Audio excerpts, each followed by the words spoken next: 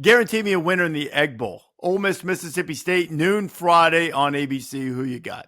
Well, I'll take Ole Miss. I mean, there's a better team. Mississippi State has had the big night against Arizona State, but other than that, haven't really done a whole lot. Ole Miss really talented. So barring a player mutiny or the fact that Lane forgot to install the game plan because he was house hunting. He's on Zillow. I'm going Ole Miss. I'm going to go Ole Miss too because the setup's too perfect. Now, Mississippi State has squandered some opportunities at home this year. They should have beaten Tennessee. They should have beaten Texas. They did not. I think Ole Miss is too good for them. So I think it seems like with all of the other things, this is the perfect setup. It's also the perfect setup for Lane to go in there and drop 56. So I'm going to take Ole Miss with the win. Georgia Tech had a devastating loss, probably going to keep the Yellow Jackets from going to the ACC championship game, losing against Pitt. That one probably didn't hurt the heart as much as the 8 overtime loss against Georgia last year, a game that they completely squandered. They'll have a chance to sort of stick it to the Dogs resume Friday afternoon. I think Georgia's playing great. Who you got there? So this spread has got to be about 2 touchdowns, right? I don't know what the spread. We're not picking the spread, but you got to take Georgia. I mean, obviously, Georgia Tech's just not been good lately. The NC State game, the Boston College game, and then the loss last week. So I think it's going to be a good game, though. I think that Georgia Tech will be fired up. Good old fashioned clean hate. What is it called? How do you say it? Is that it? Clean old fashioned hate. Clean old fashioned hate. Yeah, yeah.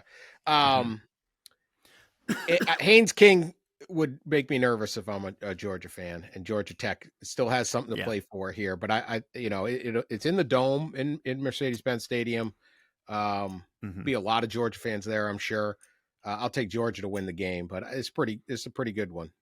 I think based on what happened to Georgia Tech against Pittsburgh and then the way they played against Boston College, it would be real easy to say lay them and laugh. But this feels like sort of a last stand and a bit of a face-saving type of game for Tech.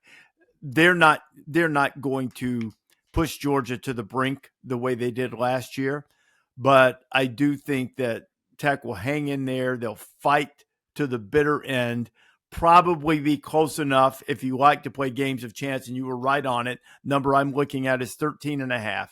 But I'll take the Dogs to win that one as well. So we're still in lockstep. Then the third game of that triple header on Friday, which is just fantastic theater all day, is Texas A&M and Texas. Now, as good as the Aggies have been, what they haven't been able to do is beat Texas. You know, they lost the last game of the Big 12. They lost last year. They were coming down the stretch. A&M feels like the side, but how do you feel about it? So just a little bit on what you said about this slate, okay? Friday, noon, Egg Bowl. 3:30 is Georgia Tech. I think there's also Nebraska, Iowa around that time. They may be a little bit early, somewhere in that window. And then Texas A&M, Texas on Friday night. And then you go Ohio State, Michigan, Oregon, Washington, and Iron Bowl on Saturday. Like, come on. And then if you fancy the NFL, which most people will, that slate is incredible. Like Thursday, Friday, Saturday, and then a full NFL slate on Sunday. Like that's 4 days of football, just perfection we got going on here. This is going to be fantastic. Texas, I have not liked them all year. I haven't trusted them all year. They've given me many reasons not to like them and not to trust them. But I think they can win this game. Texas A&M, I think, is better. I like everything they have done with this season, but they haven't had a lot of tough games. They have avoided all of the top 8 teams so far in the SEC. Needed a heroic comeback to come back against South Carolina. I just don't know quite what they're going to do when they have to go. One thing you say about Texas, they're battle tested. They're at home. It's going to be the big rivalry game. It's the whole apologies, big brother kind of thing where they're gonna just be arrogant, the whole thing. I'm gonna take Texas to win this game with all due respect to what Mike Elko and the Aggies and Marcel Reed have done. So I'll take Texas. Texas, to me, it's not so much the 3 losses, it's that they really haven't looked like a playoff team really all season. Now, one might argue that they fought what is turning out to be the best team in the country up to this point. Ohio State only lost by a touchdown, had the ball late. And Texas, you know, Texas looked pretty good against a bad Arkansas team last week. And, they looked good for most of the Vanderbilt game. But I don't know that I've looked at them and seen a playoff team. I'll bet you get playoff version of Texas or close to it on Friday night in Austin. A&M hasn't won. Now, they've only played twice since the last A&M win, but they haven't tasted victory against the despised Longhorns since 2010. 2010, 15 years. Drought ends. I think the Aggies get them or gig them, so to speak. Gig 'em, yeah. So I'm going to pick Texas A&M to remain perfect and go to the SEC championship game for the first time, have an opportunity to win it and stay in the fight for as one of the favorites for their first national championship since 1939. We've talked about this game a lot.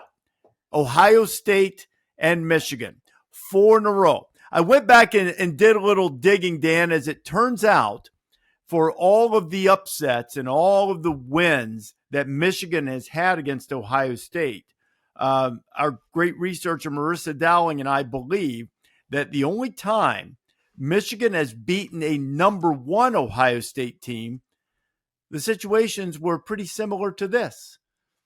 Michigan came in, decided underdog. Ohio State was a reigning national champion. They were on a big winning streak. And Bo Schembechler in his first year, 1969, a year after Woody Hayes had put 50 on the Wolverines, Michigan knocked them off. Well, they've got a chance to beat number 1 Ohio State again. But I sense you think Scarlet and Gray is going to break the hex. I do. I'd like to see who's playing.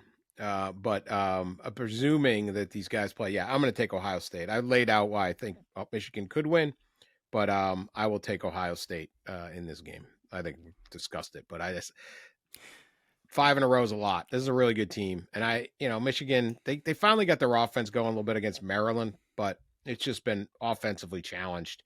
And, they're going to need another 13-10 kind of game like they had last year. Ohio State's going to win the game, but boy, if this thing's tied going in the 4th, oh boy. Oh boy is right. Buckeyes haven't lost 5 straight against Michigan since the 1920s. Michigan hasn't beaten a number 1 opponent since beating Miami in 1984, and I think the streak goes on. I think Ohio State's too talented. I really and truly believe this, Dan. Last year was the only year that Ohio State should be bitterly, well, you're always disappointed to lose a rivalry, but that should be the only one you look at and say we should not have lost that game. The other 3, I think Michigan was a better team. Maybe not the more talented team, but the better team all 3 years. Last year they weren't. I think Ohio State sets it straight. I think the Buckeyes win, and I don't think it's a blowout, but I think they win decisively, probably right around the number. You mentioned the great day also on Saturday, Oregon and Washington. Unless you really follow this closely, a lot of fans, Big Ten, SEC fans, especially since Oregon and Washington are relatively new additions, do not realize the unadulterated contempt that these two have for one another. This is a bitter game, and Washington would love nothing more than to wreck everything for the Ducks. It's in Seattle, very tough place to play. Been very good there under Jed Fish, even last year in his first year. What do you think? Yeah, this rivalry confuses most Big Ten fans. It's like, what do they meet at, like a craft brewery, and and argue and things like that. Huge game for Oregon and a huge game for Jed Fish, the Washington program. Fish want to signal would he possibly leave? There's all sorts of, there's a little speculation on that. What happens with Florida, things like that.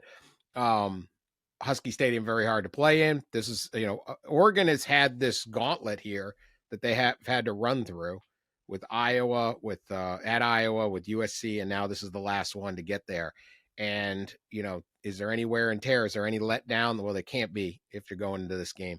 UW is not great, but they're good and they're capable, and they've got some, guys, and, DeMond Williams, Jonah Coleman, Denzel Boston, like they've got some game-breaking kind of guys. If they're playing on, this is a really talented team. So very interested. I'm going to take the Ducks. I'm going to take Dante Moore, Detroit King High School, doing his thing. But this is a trap. This is a trap for the Ducks. They got to be ready for it. But I think they're built for it.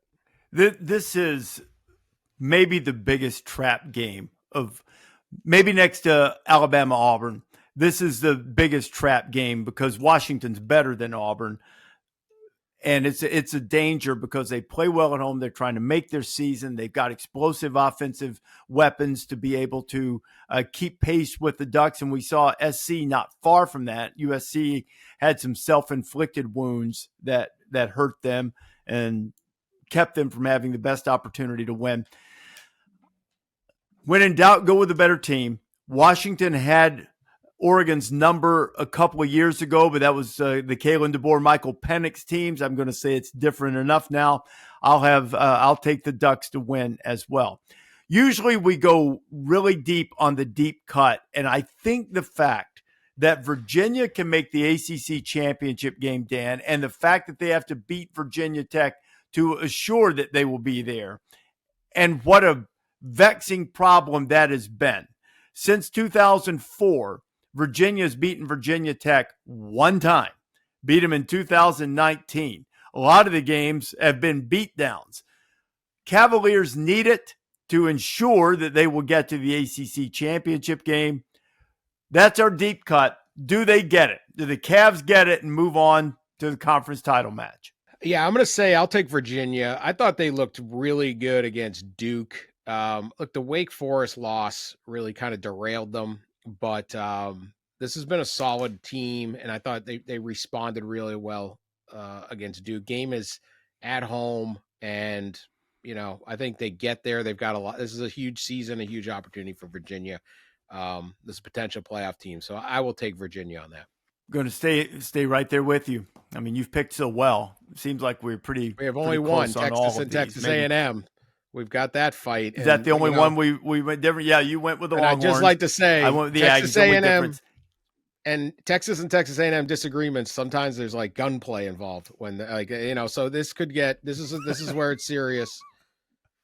This is a serious disagreement. We will not go that far, but everybody be peaceful this weekend. We will just not. A rivalry. Yeah, I'm gonna go Virginia as well. I think they'll win. They'll get to the ACC championship game. Tony Elliott is deserving of every Coach of the Year accolade that he would be considered for. He's done a marvelous job this year. They've won a bunch of close games, which is the mark of a good team, and particularly in the ACC this year when the margins are very small. Virginia's done a great job winning them. I think they'll get by, and that one will be satisfying too, and they better enjoy it because the Hokies are about to be back with James Franklin around.